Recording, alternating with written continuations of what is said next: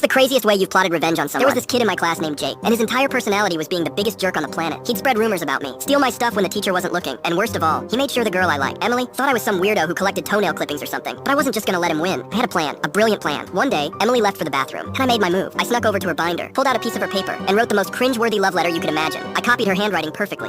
It was all heart, smiley faces, and I love you nonsense. It was so over the top it had to work. I slipped it onto Jake's desk and sat back to watch the magic. When he found it, his face lit up like he'd just been cast in a superhero movie. He kept glancing at Emily during class, and you could see him practicing what he was gonna say. And then came the best part. The bell rang, and Jake bolted over to Emily, in front of everyone. He poured his heart out, saying he felt the same way and they were meant to be together. Emily just stared at him, confused. Then she said, "Dude, what are you talking about?" He held up the letter like it was proof of their destiny. She grabbed it, read it for 2 seconds, and went, "I didn't write this. Why would I like you? You're super weird." The entire class exploded with laughter. Jake's face went bright red, and for the first time ever, he didn't have anything to say. He just stood there, frozen, holding the letter like it was a piece of his broken soul. And then he looked at me. I just smiled and said, "Guess you're not as smart as you thought, huh?" He stormed out of the room, and the teacher just shrugged like, "Well, not my problem." Safe to say, Jake never bothered me again.